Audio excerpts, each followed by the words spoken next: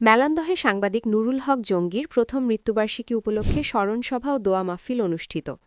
জামালপুর ও শেরপুর জেলার প্রবীণ সাংবাদিক, দৈনিক পল্লীকণ্ঠ প্রতিদিন পত্রিকার প্রতিষ্ঠাতা প্রকাশক ও সম্পাদক এবং বিশিষ্ট কলামিস্ট নুরুল হক জঙ্গির প্রথম মৃত্যুবার্ষিকী যথাযোগ্য মর্যাদায় পালিত হয়েছে। সোমবার ১২ জানুয়ারি মেলান্দহ উপজেলায় এক স্মরণসভা ও দোয়া মাহফিলের আয়োজন করা হয়।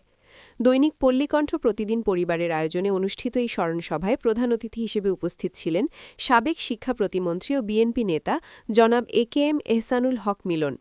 মেলান্দহ উমিরুদ্দিন পাইলট উচ্চ বিদ্যালয়ের সাবেক অধ্যক্ষ জনাব মোহাম্মদ মোহন তালুকদারের সভাপতিত্বে অনুষ্ঠানে বক্তারা মরহুম নুরুল হক জঙ্গির বর্ণাঢ্য কর্মময় জীবনের উপর আলোকপাত করেন।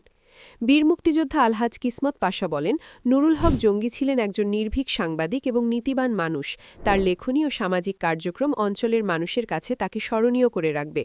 সাংবাদিক সমাজ ও সাধারণ মানুষের জন্য তার অবদান জাতি শ্রদ্ধার সাথে স্মরণ করবে। অনুষ্ঠানে স্থানীয় রাজনৈতিক নেতৃবৃন্দ, সুশীল সমাজের প্রতিনিধি, বিভিন্ন প্রিন্ট ও ইলেকট্রনিক মিডিয়ার সাংবাদিকবৃন্দ এবং মরহুমের শুভাকাঙ্ক্ষীরা উপস্থিত ছিলেন। সভার শেষাংশে মরহুমের বিদেহী আত্মার মাগফেরাত কামনা করে বিশেষ দোয়া ও মোনাজাত পরিচালনা করা হয়। উল্লেখ্য, নুরুল হক জঙ্গি মেলান্দহ প্রেসক্লাবের প্রতিষ্ঠাতা সভাপতি এবং উপজেলা বিএনপির সাবেক সহ-সভাপতি হিসেবেও দায়িত্ব পালন করেছেন।